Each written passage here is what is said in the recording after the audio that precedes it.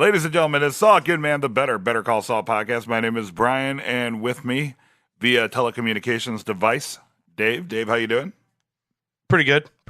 I was mowing my lawn earlier, and it kept clogging up because it's like super humid, and I don't cut my lawn very often. And so I had to flip the lawnmower over as a push mower. So I had to flip it over to check out what was going on. Right, and I was just like, Brian would not approve of this. No, man. The easiest way to fix a lawnmower is you just stick your hand in the chute. Why else? While it's running, don't stop it. Well, one, you keep it running so you can properly diagnose, right? Because if it's just stopped, you can't see what's happening, what's incorrect. Totally. And secondly, that's why that chute is there, and so you have easy access to stick your hand into if it stops working. Actually, this one doesn't have a chute. It's one of those self-mulching lawnmowers. Yeah. So it doesn't have a chute. It just spits it right back down to the ground, which is why it gets clogged up. Gotcha. All right. Here we go. So today we are talking about episode 404 of Better Call Saul, titled what, Dave? Talk. It is. Talk. It is. You know what's funny is on my end it was showing Talk VIP. Is that because we get the access? Is that what that is? Yeah. Okay. I believe that means VIP access to the episode titled Talk. Gotcha. Okay, cool. All right, Yeah. so here we go. So the building, we're going to try to do express mode tonight. We've already had so many. We don't have to rush it too bad, but it may be a little late getting aired. We'll see. Yeah. Okay. Here we go. So we open with apparently it turns out to be a young Mike building a sidewalk, or at least one square of a sidewalk for Maddie. Mike is building a random cement square. Yeah. Just showing off his talent. There's a bunch of paver brick stacked up next to him, so I'm assuming this is like the centerpiece or cornerstone. Yeah, it's probably of some project. Right. Absolutely. And one thing I noticed, young Mike, even though it was kind of backed out a little bit and out of focus, young Mike had very dark black hair. Yeah. As opposed to current Mike, who has no hair. Exactly. And white. Well, that is. Yes. and white, yeah. Not even current Mike, like recent Mike, right? Recent Mike, yeah. Right, yeah, recent. Well, yeah, this is like the not too long ago. Yeah, Mike. the not so distant past Mike is bald with white hair. But long ago Mike was a strapping young lad with thick black hair. Just wanted to point that out for everybody. Indeed. Yeah, so another perfect opening where at first you kind of didn't know where it was going. But, the thing is as I was watching it unfold, I was remembering, I remember Mike talking about building, like, a sidewalk, right? Because then he built, like, part of the sidewalk for the church. Yes. And I was like, oh, whatever's going on, I wonder if there's going to be some sort of parallel there. But it really wasn't a parallel. It was the actual story of Mike building a sidewalk. Right. Complete with rebar. Very nice. Yeah. Good attention to detail. Yeah, absolutely. And then it goes back, to the scene that we end up seeing later. You wanted to talk to me, so I talked. People sitting in a room awkwardly, and then we get the opening credits. I don't really have really too many thoughts on that scene, other than he built a cement square. Maddie rode in it with a stick, and we got the opening scene. I don't really have anything to say about that, right? Like it's other than. I thought he was telling that story to the group. Oh. Which we'll find out that was actually playing in his head while he was about to address the group, because I like how they end in the same scene to start the show. You're right, actually, because now I remember the first time I saw it, because I've watched it twice, once right before we recorded this and once like 3 days ago. When I watched it the first time, I actually thought that there was something he kept out, because I was like, well, what's so sad about building a sidewalk? You know what I mean? So it was a very good, right. It was a very good way to throw the audience off their game. Because I was right with you. I the first time I remember thinking that, like, I don't, did I miss something? It was one of those things, like maybe I looked away or checked my phone or something and missed exactly like the subtle point that scene was trying to make before it went to the therapy session. But no, just a setup. Yep. Okay. And we get the cell phone opening, which is very prescient for this episode. Prescient. Yeah, there you go. I feel like, as I was taking notes, and now that I've watched this twice, like, I don't feel that this is one of the more meaty episodes. Like a lot of times, a lot of stuff is packed into scenes, and unless I missed even more than I usually do, I feel like a lot of the scenes were more, well, that's just kind of what you get. Like it's more of an answering subtle questions type scenes. Like they're very, like in this episode, I feel like the scenes were very more forward, right? Except for the monster gangster shootout. Yeah. That was kind of a meaty scene. Yeah. And again, the second time I watched that, I was like, what the fuck is happening? So, but we'll get there. So we open up at that very hotel. It's like a hotel in downtown Beirut or something. Where is there a hotel? Is that just like in Albuquerque? Like that's just hanging out? The Westward Ho? You never heard of the Westward Ho? I haven't. Neither have I. So anyway, yeah, like I'm not even really sure. I'm assuming that it's a hotel in Albuquerque. I guess they made a point to show all the like random people smoking crack in all the rooms or like walking by lighting pipes up. Yeah, it's obviously a vacant building, right? It's like the Van Dyne Motel of Albuquerque. except for less rundown. But right, that obviously has to be just like an abandoned crack house. There's no way that's a functioning business, right? No, yeah, that's what I came to the conclusion eventually, is that it's an abandoned hotel or motel that otherwise it would be called the Westward Hotel. Mm-hmm. And they took it over and that's just where they hang out. It was a cool establishing shot, this kind of running through like all the prostitution and heroin use and graffiti on the walls and stuff. So if there's one thing this show does well, it's establishing shots. Mm-hmm. It's very well established in the field of establishing shots. Yes. So here's some notes I wrote down. First off, the peephole on the door, like the little window that he opens up, that's some shoddy craftsmanship. It's like they didn't even try to cut a good square. It's very cartoony and wiggly.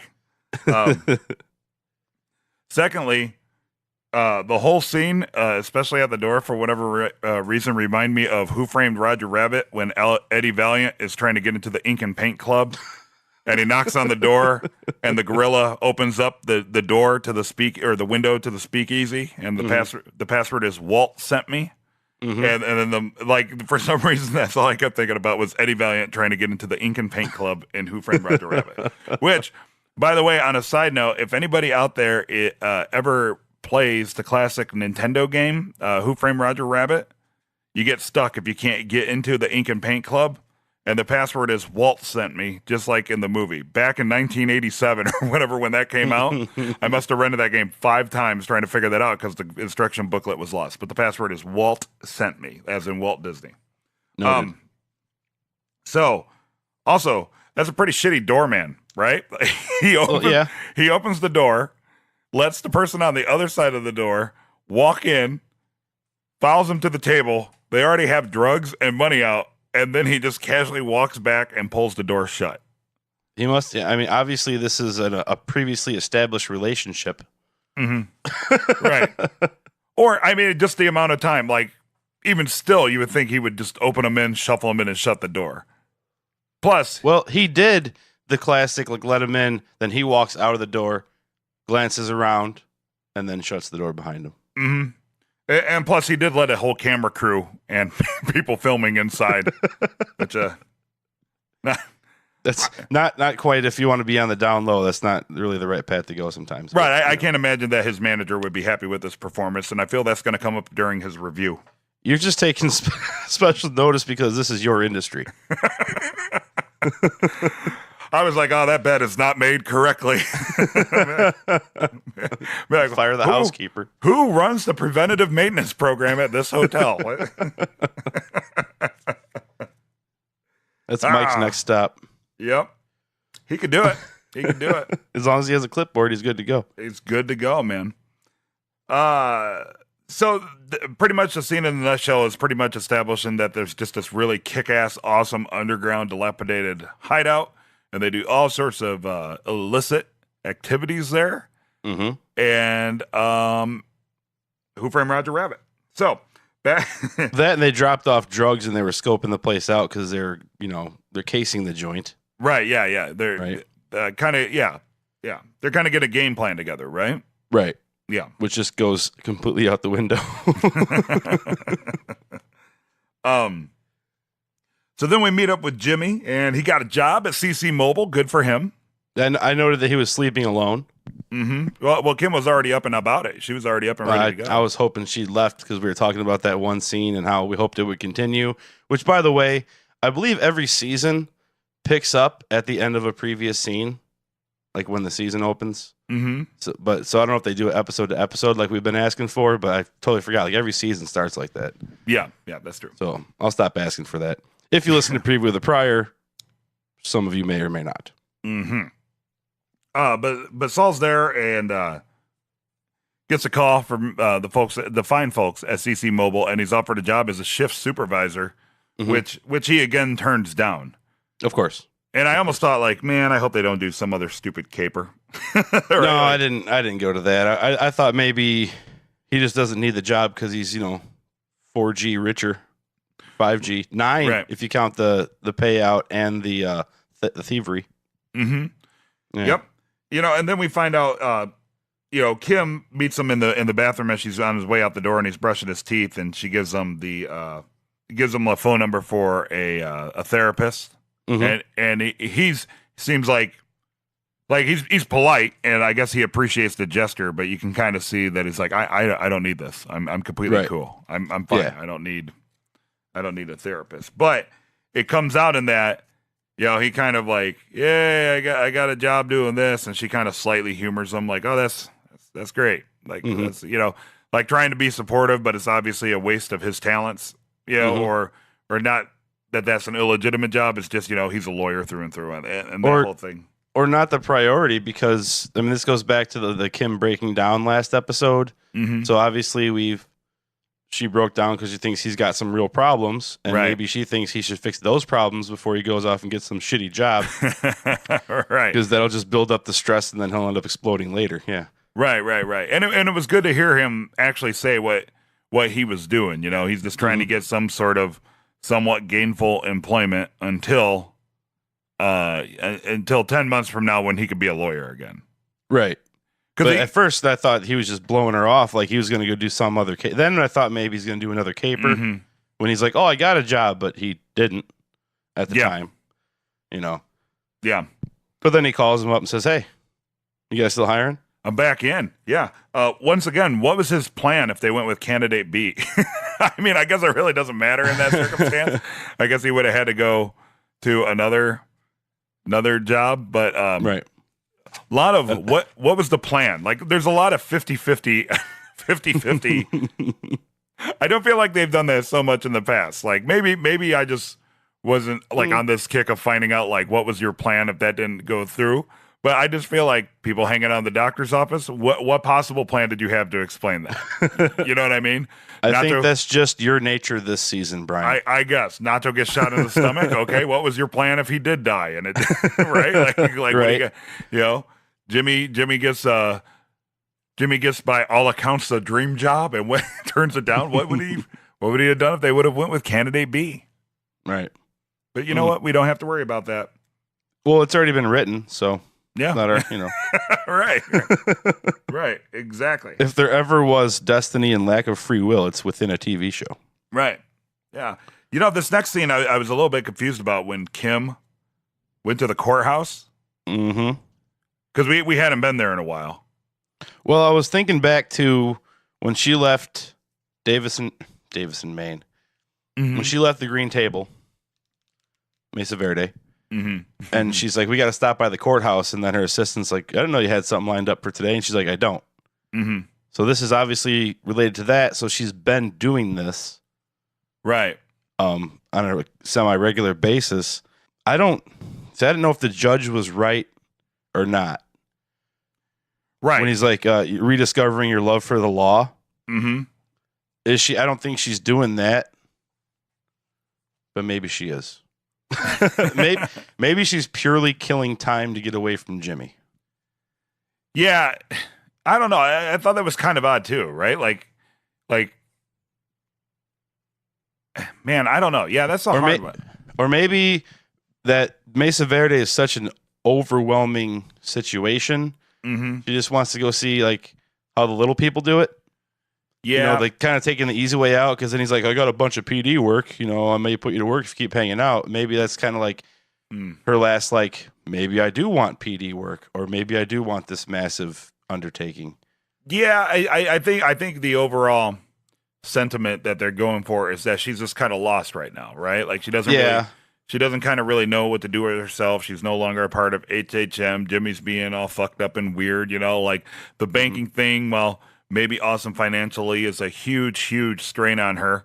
Plus she's recovering from a car accident, you know, and this, Chip Kine from Anchorman is trying to expand the green table. So, you know, which is pretty, you know, in her mind, obviously not the best ideas for an anchorman of his caliber. So right, she's probably just a little despondent and not really sure what to do with herself. You know what I mean? Which is fine. Everybody comes to those crossroads now and again.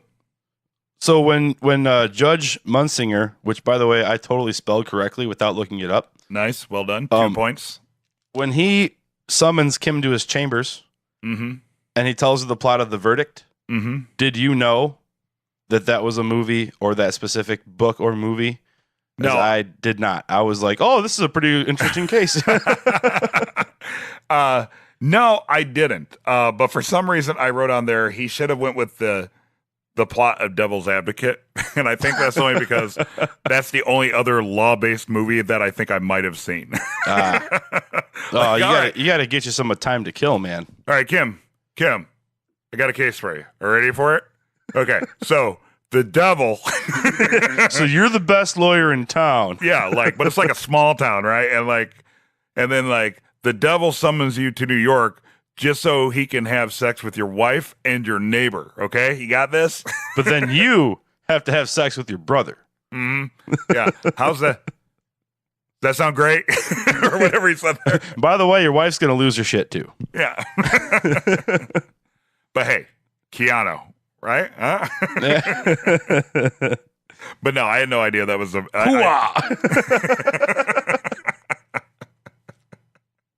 Yeah. I had no idea where he was going, but that really just kind of seemed like a really roundabout way to illustrate the fact that, you know, not everything is all roses all the time. Not everything is as romantic. I like to think that the writers just really liked that movie and still had about 5 minutes to fill. It was probably a way to work in a shout out to, you know, we do that in our music sometimes. Yeah, totally. I mean the point's valid.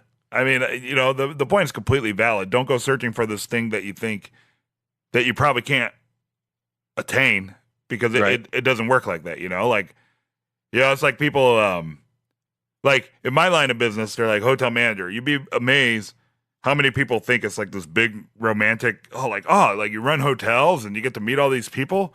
It's like, you're just hobnobbing with celebrities, right? And giving everybody VIP access to your 5-star restaurants, right? But I'm also unclogging toilets in a suit because the maintenance guy is on lunch. You know what I mean? Right. So I mean, it's kind of a funny way to make a point, but and he didn't seem like he had any real warmth for a kid. It just seemed like he was just more or less familiar with her and her work. He wasn't very. It didn't seem like they had like a rapport. Oh yeah, or like a more intimate relationship, other than the fact that she's a lawyer that made a set in front of him a few times, and he's a judge who may have presided over her case a few times. Right? Well, he thought she was still with HHM. Yeah. So he had no idea of her current situation. I might have missed that small detail. Mm-hmm. But what was her affinity for him? I guess it's just somebody. I don't think it was. With. I don't know if it was an affinity or if that was just the kind of cases she wanted to see. Or maybe that was just the courtroom she walked into that day. Yeah, well, because she asked Marty for the schedule, and he gave her the rundown, and she chose which one. You know, she knew what she was going to go sit in on. Yeah. So she wanted to watch Scotty Blakely represent himself, apparently. Mm-hmm. Just trying to squeeze all my notes in before we move on. Nice.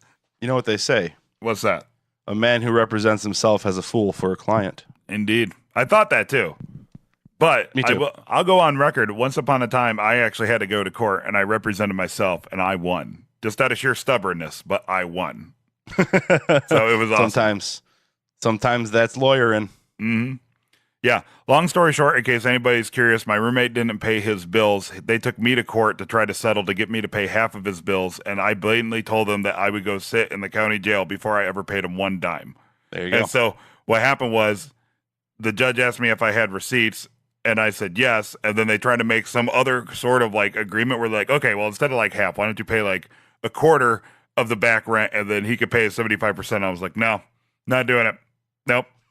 and then the judge at that point was pretty much just like, okay, how about you just pay your bills that you owe? And that was the end of it. It lasted all of 20 minutes, but I swear to God, my whole defense was like, nope, just not going to pay. I'm like, just not going to do it.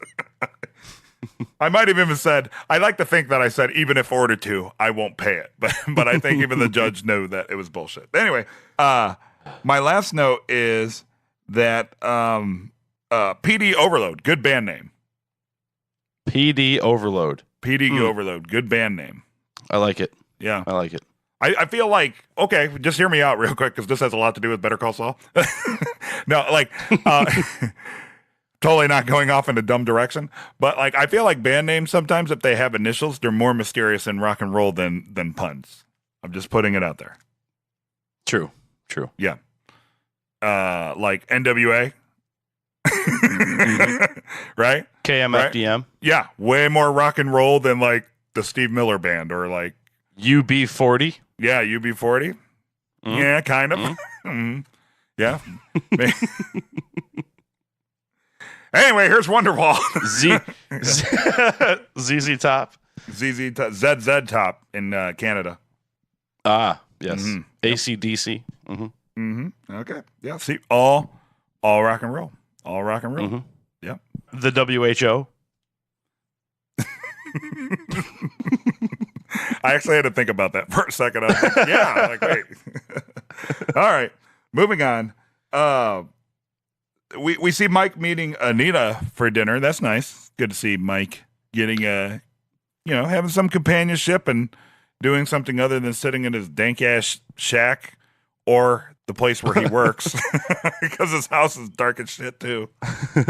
Apparently, whenever he makes concrete, Anita shows up that episode. You want to talk about parallelisms? There you go. That's the tell. That's the tell. Yep. Like you see Mike working concrete. You see Anita. Yeah, totally. I like their back and forth. She definitely does a good job of like softening his gruff exterior. Totally. And when this is like already the second scene with Mike, I was like, yay, we're getting the Mike heavy episode that we asked for in preview with a prior. Yeah. Yeah, that was pretty awesome. Yeah. And so they're talking about this weird grief meeting that they go to, this group therapy, right? I guess it would be. Grarapy, as I call it. Grarapy, as it were. Also, real quick side note, she apparently works for the Oakbrook Marine Bank. Oh. Just putting that out there. That's what her name tag said. Anyway, she mentions that she wants to hang out with this guy named Henry, who Mike says pretty much, well, the guy's full of shit, and he's just there for attention. Yeah. He's like a succubus, just like fueling himself off of like the pity of others. He wants everybody to feel sorry for him. Right. Kind of like your old roommate that pays bills. Very, very much had the same character trait there. Yeah. I sometimes wonder, wait. So here's true story number 2 about that guy. I don't know why we're on this again, but true story number 2 about this guy is he flipped out, got into a fight with his girlfriend. The neighbors upstairs called the cops. So when the police tried to calm him down, he, in a panic, flung open the door of his car and started reaching behind the back seat, which made the police pull their guns out. And I tackled him in his car, thinking he was going to get shot or something. And I still to this day don't know what he did, but I think I pretty much saved him from turning around and getting shot by the police. Wow. Isn't that crazy? Yeah. What a psycho fucking dude. Anyway. Henry's full of shit. Yeah. So one thing I do like is how he was talking about the dates didn't match up because the night game at Wrigley Field. Which is? 88. Which is? the first night game at Wrigley Field. Oh yeah. I just like the fact that they name dropped Wrigley Field. Yeah, I thought of you. I was like, oh, Dave's got to like that. Yeah, Cubs fan. Bob Odenkirk, isn't he a Cubs fan too? He's from Cicero, which is not too far away from where I'm sitting right now. But also, once again, I had tickets to that game because it was my golden birthday. That's what I was trying to lead you up to. Yeah, and if I remember, which is if I remember correctly, it got rained out. Yeah, they were just talking about it since the anniversary just passed because this would be 30. 30th anniversary of Lights at Wrigley, and yeah, it got rained out. So I'm just saying, I'm now part of Better Call Saul lore, which makes me a part of Breaking Bad. Yeah. Transitive property. So great. So I guess long story short, without all the like meandering and stuff like that, I don't know. I just kind of really like the scene when Hard Ass Mike is the few and far between scenes with Anita. I think it's a good pairing. I like the way that they play off of each other. It humanizes him a little bit. It does. It humanizes him, yes. It does. And she wants him to go to her friend's band, which is cool. We've all been there. Yeah. We've all turned that date down. Right. She must not take much convincing to do anything, right? Because she wants to go to her friend's band. She wants to go to her friend's band. She invites Mike. Mike says he has to go to the group therapy session, but he'll meet her there afterwards. But then she ends up going to the group therapy session to see if this guy lies about being at Wrigley Field at night, right? So like when it goes back to group therapy, she's not at band waiting for Mike to show up. She's sitting not too far away from Mike in the group therapy session. Yeah, because he made it interesting with a bet. He's like, you want to make a bet? And now she's curious. She knows what she's getting with the band. Everybody knows what shitty local music sounds like. I'm just saying. So this is way more intriguing to see if Henry's going to pull out some bullshit and rub his wrist for a while. Yeah. Well, I'm just saying. Easily swayable. I'd try to win $10 off of you before I saw your local band play. Joke's on you. You're in my local band. Damn it. Even I wouldn't pay the cover. Right. Which, by the way, once again, if anybody wants to come see us play music October 13th and you're in the Joliet, Illinois area, anybody from our podcast that shows up, I will give you free cover. That's a deal. Next scene as we're moving on is Jimmy's first day at work. And I could totally sympathize with the being so bored that you bounce a ball off the wall and just kind of stand there. And you can kind of really see how restless Jimmy is because he wants to be doing shit all the time. And he can't because he happened to be hired as the shift manager of the slowest cell phone store that apparently only has 1 or 2 weeks a year that they actually get customers. Right? Wasn't it posed like that? When your boss tells you bring a book, inventory week. That's what he said it is. Oh, yeah, because he said he just had, he's like, oh, it's busy during inventory week. Yeah, when's that? Well, it just happened. Yeah, so it's going to be a long 50-some weeks. Yeah, 50 weeks to go. I do like the focus on the cell phones, though. Because not only does it go back to the opening intro, but, Breaking Bad, it was always a big deal when Saul would open the drawer and he'd shuffle through his drawer full. That's probably where he got half his burners. He just lifted them from the store that he worked at. Exactly. That's my exact thoughts, even though they're probably the most obvious thoughts to everybody. Then I started thinking, okay, so they totally are slow walking the whole, hey, I'm Saul Goodman thing, right? But now that we're 4 seasons into this, they're totally at the point where they're just explaining stuff that probably didn't need that interesting of an explanation. It's like, okay, in Breaking Bad, Saul has a lot of phones, right? Like you couldn't just go anywhere. No, I was gonna get to this the next time we come back to the cell phone store. Okay, but I can get to it now if you want. No, let's just move on, and you can bring it back up. Yeah, but my only other thought on that is Jimmy's living the dream, right? If he's making money, if he's not completely commissioned, right? He's making money to do nothing until he can be a lawyer again in 10 months. Write it out. Just study. Use your free time to study that law, son. Yeah. Right? I mean, write it out. That's what I would do. Maybe grieve over your dead brother, but I don't know. Mm-hmm. Yeah, I mean that's just me. just me. That's what like normal people would do, but yeah. Yep. Moving on, we see Team Gus scoping out the the Ink and Paint Club with the murder twins. Westward ho! That's what I call your mom. It's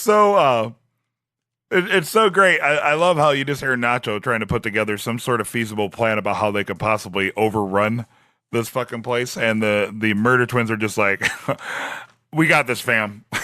Like, well, I put need numbers, Domingo and Javier and their crews. Twins are like, nah, and go wreck shop. It's like and then Nacho's like, dude, I just got shot like yesterday. Yeah. It's really like a really slow Leroy Jenkins. Are you familiar with Leroy Jenkins?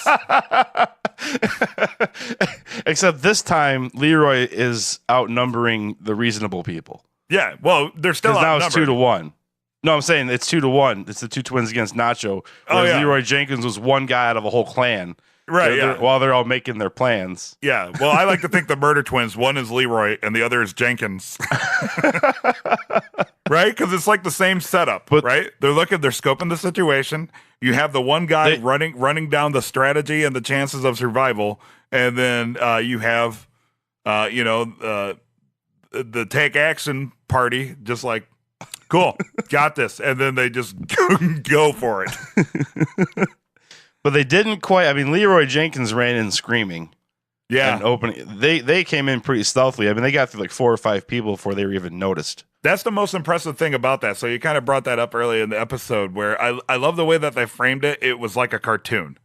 You know, like in a cartoon, like the character will somehow roll up his skin on his arm or something, like he's rolling up a shirt, walk off screen, and you just see all like the puffs of smoke and like weird like skulls and crossbones and stuff come from off screen.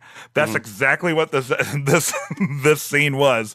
It was just a hotel, a bunch of gunshots, and then out of nowhere, a random explosion. Yeah, right. Boof. Is that what killed the other guy at the truck? Because when Nacho comes up and flanks the guys at the truck, he shoots the one guy, right? Mm-hmm. But there's 2 guys at the truck, and you just see the other guy on the ground, and they never show how he went to the ground. Yeah, I guess maybe it was implied, but there was like a hell of a body count there. And that's pretty. So my notes on that. So Nacho comes in. First off, I didn't know if he was going to try to, like, because he kind of came late to the party, right? The murder twins were already wrecking shop when he came in, and he kind of came in late to the party for obvious reasons, but. I thought for a minute there they were going to do the whole thing where he tries to take a shot at the murder twins. Oh. You know, because he's stuck in a bad situation, right? Like he's kind of he's Salamancas. I mean he's part of the Salamancas, but obviously he's owned by Gus now. So it really, and knowing how deadly those guys are, it might have done him some good just to shoot the twins and claim that they died as part of the. I don't know, because I'm almost thinking that maybe he needs the twins on his side because, Gus and Salamancas are enemies. Right. So you want to have as many allies as possible against your enemy. Right. So like he's still playing the whole Salamanca thing and still acting the part because he may need to get out. He may need their services. Yeah. Okay. Which we know it won't happen. Yeah. But to suspend the knowledge we already have. Was that the first time Nacho killed somebody? Do you recall him killing anybody? I remember him being a badass and making the threats too, but is that the first time he killed somebody? I'm going to feel like an idiot for not knowing, but I don't know, so I'm an idiot. Yeah, so maybe if somebody out there has some Hector. Insight on that. I sat there and really thought about, well, he tried. He tried to kill Hector. He did not do it. Yeah, that's attempted murder. That's true. Right? So, because what happened is after he snuck up on the guy and shot him, it did like the screen in with this weird look on his face as if that was the first time he had taken a life. Like the gravity of the situation really hit him at that moment. And I rewind that twice trying to figure out, like I kept skipping back a few times and I'm like, what? Like, is that the first time? That's what struck me. I'm like, why does he look like that? Like, it looks like was when he realized. I thought it was pain. It could have been. My interpretation of it was that's the first time that he literally killed somebody in the name of all this craziness. And the reality of the situation just kind of sunk in at that moment. You know, because he was sense. still That's probably what happened. He was still kind of well, one, he's in pain, but he was still kind of focused on that when the other murder twin gave him cover, you know, and like the shells are raining down on his head and such. It just seemed like, long story short, it just seemed like it was the first time he killed somebody. 2 points for you because I agree. I think it is, and I think you're right, and I'm going to give you 2 points for that because I didn't put that together. Yeah, that's okay. So then my second thing is, I kind of believe that Mike and both of the murder twins have to be Terminators sent from the future because they walk into every situation like their plans always work flawlessly. They seem to have little concept of actual danger, even though they're in a lot of danger. And relatively speaking, they come out pretty unscathed every time we see him take action. No, he's just a badass. Yeah. With a heart of gold. With a heart of gold. Then the scene kind of moves along a bit, and we see Nacho in a ghost house or some shit with like the sheets like flowing in the wind. Mm-hmm. Right? And once again, Nacho's just hanging out, sitting in the dark. That dude just likes sitting in the fucking dark. Pretty much. Right? And then Gus comes in, and I think the whole deal is Gus was checking on the progress of this little battle that they had today, and Nacho was basically calling Gus out for kind of starting to claim his own territory, even though Gus has his own handlers. Is that what happened? Well, no, he's they set this whole thing up to clear out one gang, so that way they can take over, and the cartel will give it to Gus because he's not going to give it to Bolsa. Okay. Right? Or he's not going to give it, yeah. Or not going to give it to the... I think in a roundabout way we're saying the same thing. Basically, Nacho kind of saw it, though, as it wasn't business as usual. It was a power grab. Mm-hmm. Right, okay. So we're in a way saying the same thing. I just might not have been so concise and eloquent. But... I was not concise and eloquent at all. So, well, then neither of us were. But either way, it was a fucking power move. they created a power vacuum, knowing that the cartel was going to fill that vacuum with Gus. Okay. All right. Yeah. Okay. Cool. I mean, also during the shootout, though, did you notice the Full Metal Jacket type music? No. For some reason, I was just thinking about that last scene in Full Metal Jacket. Because it's like the wasteland and they're kind of creeping up, you know, and there's like a standoff going on and that music. Really, so I was wondering if that was like an allusion to that because it's a really good movie and led to me being called Private Pile all through high school. Yeah, well, well, it's Know the Verdict. I'll tell you that much right now. It's Know the Verdict. But better than The Client. Right, but it's no Devil's Advocate for sure. Or Who Framed Roger Rabbit. Lots of movie symbolism here. All right. Try to keep up. Yeah, moving quick. Trying to keep up. All right. So, moving on to the next scene, we see Mike in group therapy with his daughter-in-law, Stacy. And this was actually what I was waiting for the most out of the entire show, was just to see Mike call this guy out, even though... But I still hadn't put it together yet that was the ending of the opening scene. You know, I thought maybe it was like 2 separate days. No, not until he said the same line is when I put it together. Exactly. And I was waiting for it, and I guess I didn't know really what to expect, but kind of took them a while to get there. Yeah, well, they built it up to the point where I even wrote it down. I was like, Mike's upset. Oh, he's going to snap on Henry. Yep. I mean, I wrote it as it was happening, like, here it comes. So they got me on the build up for sure. That's pretty nice. Well done. Right. Well done. Better than calling him out, though. Better than calling Henry out. I like how Mike uses it as a opportunity to call the entire group out. Well, you know, it's if there's one thing that Mike and Chuck have in common, it's the quest for truth. In all situations, from everybody. Yeah. Do not fade me.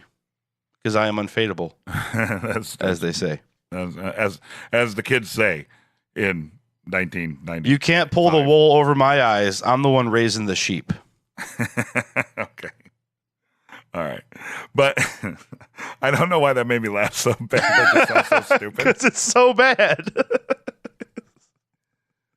But I could totally sympathize with that too. Like, because I'm totally of that kind of personality. Like, I understand people got to grieve. I get that. I totally understand that. And I understand also, there's a time for sadness and a time for grief. And I understand that, people handle situations differently. And a lot of times people are going through some very complex and deep and heavy emotions. Mm-hmm. But I'm also the kind of guy that believes in there comes a point where it's like, you know what? Get the fuck past it. Let's keep moving on. You know what I mean? Yep.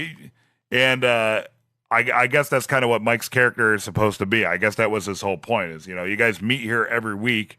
I mean, shit, Maddie's been gone at this point for a long ass time, but sometimes you have to confront it. Like, why? Well, was he getting upset about Stacy freaking out about not thinking about Maddie all the time? Because I thought that at first, when she's like, I didn't think about him and I'm freaking out about it. And he's like, bitch, I still think about him every second of every day. Like, yeah, I kind of took it as like, he's of the mind it doesn't help to keep rehashing. So I think he feels that every week these people meeting to keep rehashing their sorrow doesn't actually help them get past their sorrow. All that helps them do is figure out new ways to express their sorrow. You know what I mean? Well, maybe he needs to have that chat with his daughter-in-law. That's exactly the point. You know what I mean? Like, and so I think he just kind of, since the one guy he called out, like his wife really wasn't dead and he probably wasn't even married or whatever. And that guy like stormed out of the room like a child who was caught stealing something, like I think that was just kind of his point to everybody. He was like, in his mind, he's like, okay, yeah, I'm the dick. I get that. Like, I'm the asshole in this situation. But seriously, like, you motherfuckers got to buck up just a little bit. How about this? Could it be like, do you watch The Office? Yes.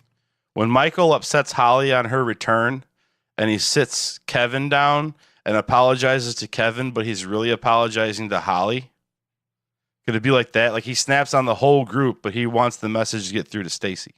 Right. Yeah, totally. It's like when you speak, like speaking in a room with the person that like you probably wouldn't have a one-on-one with them, but you kind of really want to say something. Yeah, totally like that. Like I think that's what I got out of it. And maybe it's because I'm of that mindset, because I would say I would like to think that I'm a pretty good friend to people, and I'll be a shoulder to cry on. I'll do what I can for anybody. But like there'll also come a point where like, like I've had family members, pass away somehow, and I've had to be the person to like bear the news to other family members just because for whatever people like entrust that on me, and then I don't need to go into it, but there's a very specific example from not too long ago where people were still just, like despondent about it, and I like look around and I'm the only one in the room that's sitting there just wallowing in this still, and I just remember like looking at my my mom, let's say, and be like, I think we just need to come to grips with this. Like I think it's time, like this sucks, but I think it's time you come to grips with this and like get moving. You know what I mean? Like, and I think that's kind of like Mike's thing. It's like, yeah, that sucked. It's not coming back, like come to grips with it. And like, maybe you can find a better way to deal with it than just rehashing the sorrow that you have in your heart every goddamn week. Right. So to add another movie reference, sometimes you got to get a little Andy Dufresne. Right. Just get busy living, man. Exactly. And I mean, see you in San Juantaneo. And especially nowadays, because the way that I feel everybody acts nowadays. But like seriously, like there's some good wisdom in the old ways of thinking sometimes, where it's just kind of like buck up a little bit, like just be a little bit tougher. Like it sucks, but you're not the first or the last person this has ever happened to. Like right, get going, man. You got your whole life ahead of you. You know what I mean? Mm-hmm. You're not a character in a TV show. Oh wait, right. Also, what I really like though, like during his whole, everybody's wallowing in their own misery. I loved the reaction that Anita was giving Mike. She was kind of befuddled and dumbfounded, wasn't she? Right. It was like she was really taken aback because I think she kind of, first, I think she was kind of surprised that Mike called out Henry. You're right, because like it wasn't part of the deal, wasn't like, hey, you want to come watch me call this asshole out? It was like, hey, I'll bet you whatever that he does this. And then he does it, and Mike calls him out. And I think that was a little shocking for her because if you watch the character, she kind of raises up. But then when he tells everybody, you guys. Yeah, and he knew you get. I forget his exact words, but he's like, and he knew you guys wouldn't notice because you guys are all pretty much just keep wallowing in each other's misery. You know what I mean? Like that's when she was like the reaction of that actress was great. Kind of like Howard being so focused on his own misery, he doesn't realize what he's doing to the people around him. I say that's 100% correct. Yes, Parallels. Indeed. I kind of called this next scene a little bit where I said I'd like to see how Nacho's dad has, if he has to take care of Nacho. I had no idea that was coming, but I was in the ballpark. Fuck the points. You won the episode right here. You wanted to see Nacho all beat up and like bruised, and he got put in a very bad situation for somebody that's still beat up and bruised. Right. So you didn't skip ahead to Nacho healing, and you got to see how his dad would react when shit got real. Yeah, and it was funny because when I watched that, the shootout and stuff earlier in the episode, I was like, huh.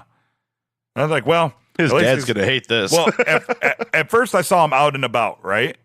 And I was like, oh my God, they're totally doing the thing where he's okay. And then he can barely get out of the car. He's forced in a situation. He even has to cock the gun between his legs. And I'm like, okay. I can live with that. That's cool. But then as soon as I saw his dad yelling into the house. Is that the first time Nacho's between his legs?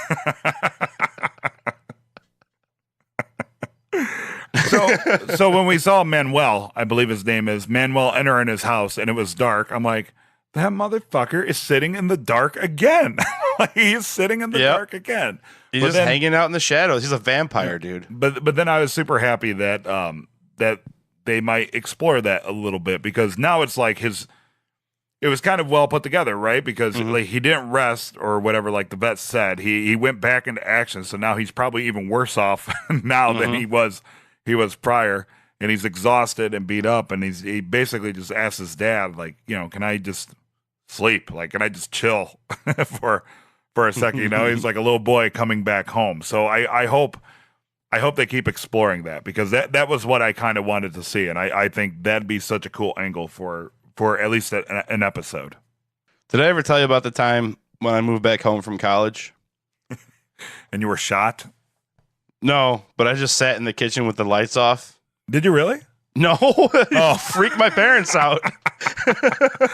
But no, I didn't just sit in the dark. I would never do that. I've never in my life, unless I was trying to scare somebody, right? Just like sat in the dark and waited. At least flip a light on, dude. Yeah, Nacho seems to like really enjoy that.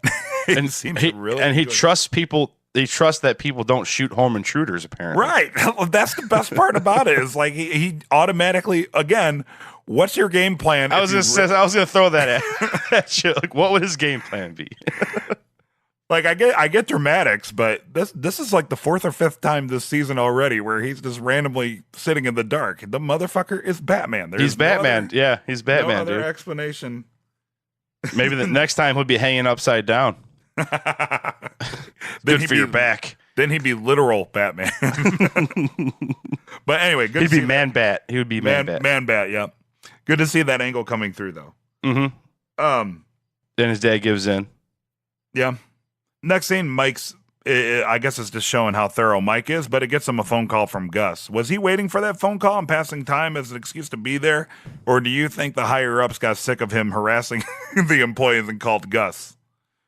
Because I guess Gus had business with him before, but maybe that was Mike's way of getting Mike's way of getting Gus's attention. No, that was Gus tracking down Mike and saying, "I need to talk to you." Okay. I don't think it had anything to do with the legitimate side of the business. I guess I just want to know how did Gus know Mike was at that location at that time? Exactly. That's what I'm saying. Like, well, he has a badge now, so he's scanned in, so Gus could just check the database and be like, "Who's on the clock at where's badge number XXX?" Right. That's what I'm saying. Like, right? Because I'm sure he's such a dick that. Well, it wasn't even Gus that called, so it was probably he just called one of the bosses or whatever and said, "Hey, track this guy down." Or Right, one of his lackeys. He called one of his lackeys and said, "Bring Mike to me." Right, yeah, one of the intermediaries. But my point is like Mike going to work, was that his way of getting Gus's attention? No, I think Mike's just going to work. Okay, cool. Mike's going to work, and it just kind of worked out for the better. Sweet. Pointing out all the things that are wrong in the box truck. Mm-hmm. Yeah. So that's what convinced me. He's just like the first scene. He's just pointing stuff out and saying, "Stop being lazy. Yep. Stop cutting corners. Your safety depends on it. I am the safety liaison for this company." Mm-hmm. Okay. Check the badge. And then I wrote in parentheses, I put, "He wants to see you tonight," parentheses, hand banana. That was very hand banana. Just like, tonight. Dude. You. Yeah. That's a little tropey. Yeah. Then we come Mike, or Jimmy. Sorry, 1, 2, 3. Next up, Jimmy meets Ira, who apparently stocks vending machines for Shasta. Mm-hmm. I didn't know you could get Shasta in a vending machine. You could in 2006 in Albuquerque. Nice. Okay. Cool. And at the one batting cage near our hometown. Ah, okay. Not in our hometown because we didn't have one in our hometown, but the one nearest our hometown. Nearest. Okay. Yeah, you can get some straight up Shasta lemon lime. Mm-hmm. So this is where Jimmy kind of gets the idea to use burner phones and all that, and everything comes full circle with the whole cell phone shop and stuff. But more interesting to me is this was the scene I noticed that in this episode in particular, there was an awful lot of cinematography through windows. Like every scene has shots through windows. When he's talking to Ira, it's through like, you can see like the frame of the windows, right? There's so many circumstances where scenes were shot through windows of this episode. It's almost like Jimmy's through the looking glass at this point. Maybe, or it might just be the director's signature shot or something. Yeah, but or I mean, he does go and paint the windows after that, so more windows. Right. He paints the windows. Well, windows are the eyes to the face. True. And I think there was like in the courthouse or Kim. There, I had a list, but I thought I wrote it down, but apparently I didn't. But there's like 3 or 4 scenes that have shots through a window, like where the camera's behind the window and the scene is framed by outside all the shots outside the Westward Ho were shot through the car windows. Yep. Exactly. And then the murder twins shot bullets through the car windows. Mm-hmm. But yeah, interesting and that's a good catch. That's another point for you. Thank you. I'm kicking ass on this podcast. One thing I noticed was when at first I wrote Brian Posehn was stalking Shasta. So I realized it was Ira, like right away. So Ira sold the Hummel doll, right? He got more than they thought they were going to get, and he treated Jimmy fairly and gave him the proper share. Didn't scam him, right? Honor among thieves. So then Jimmy says, "I'm going to have a job for you in the future," and that's how he comes back in Breaking Bad. This is more exposition to explain how things happen in Breaking Bad. Yeah, awesome. Totally. Good catch. Yeah. Brian Posehn, that's awesome. All right, and then I guess lastly... No, I have more. Okay, go. Oh, because this also will lead to when I said that they were just like show what we're talking about when I said Jimmy was filling time and he thought it was just the cell phone thing. The way Jimmy paints the windows, you never know who's listening or whatever. Is the man watching you? He's appealing to shady characters.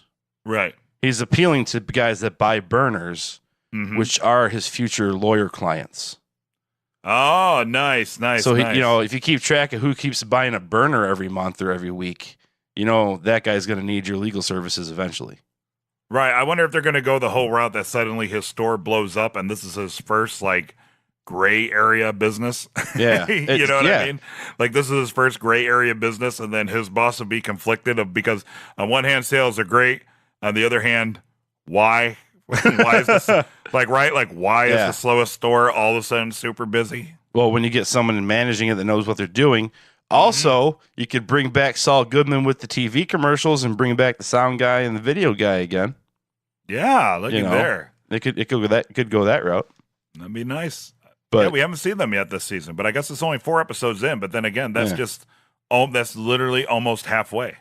But to wrap my thought up, it's just He's always appealing to the shady characters. Every business he does, he's always appealing to the shady characters. Yeah, and I guess I have to retract what I said at the beginning a little bit, where I was like, like it seems like now they're just trying to give an explanation to every little hallmark of Saul Goodman. But I guess, after talking that out with you, I guess they're really just kind of foundation building why he was so successful at doing what he did. So, yeah, okay.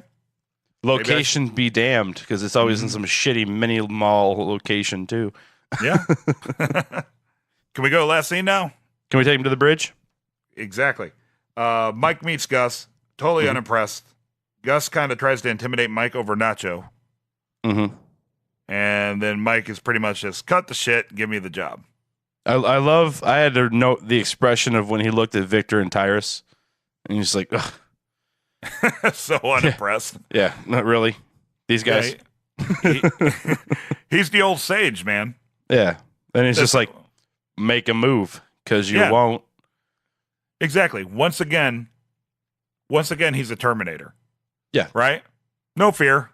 Nope. Just walks into the situation like when the dude with the pussy wagon, right? When he was his bodyguard, like had no fear. He just walks in.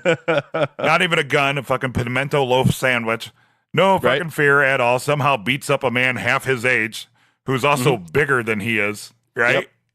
Mm-hmm. Casually, it's the Terminator. Which is awesome that we finally got our Batman and Terminator crossover between Mike the Murder Twins and Nacho. So it's good. All my comic book fantasies are coming true.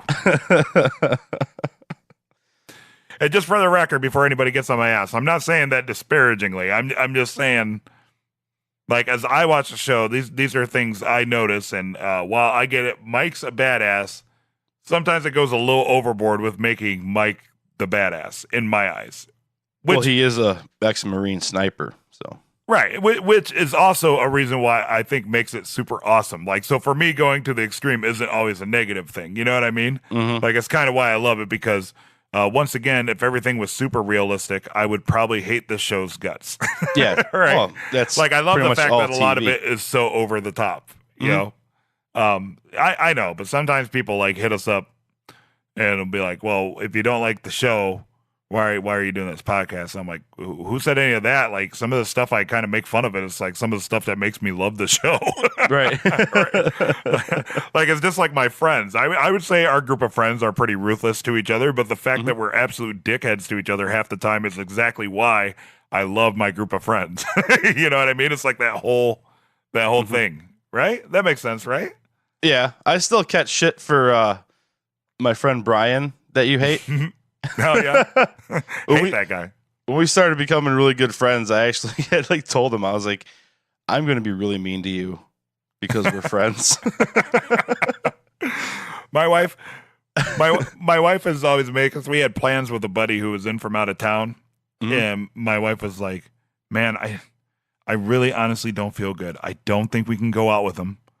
But I feel bad. I can't just tell him that I can't go out with him because I'm almost throwing up, because then I'll be an asshole because I'm breaking off plans. So we got to, let's just say that the kids are sick and we can't go out, because then that looks like less of an asshole maneuver than me saying I'm selfishly sick and I'm not going out, right? Mm-hmm. So I called my buddy and I was just like, hey man, how's it going?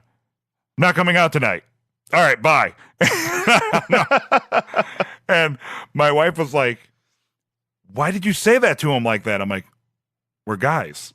Yeah. So he came over to our house the next day, and Kristen was like, yeah, so I'm sorry we couldn't make it out last night. He's like, no, it's cool. Brian said you weren't coming. And I look at my wife. I'm like, once again, we are guys. Like, we don't work like that. Like, you could just be an asshole and just be like, dude, fuck yourself. I just don't want to hang out with you, and it's cool. You know, like, for the most part. Some of our friends are kind of pussies, but well, you can be an asshole, but you can't be a dick. Remember, there's two. Yeah. Remember, like, don't be a dick. And people will say, like, but you're an asshole sometimes. That's true.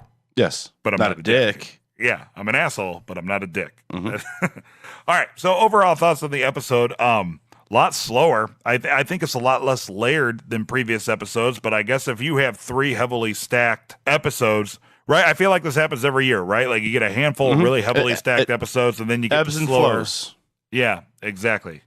Which is obviously intentional. Yeah, and 5 is usually pretty kick-ass.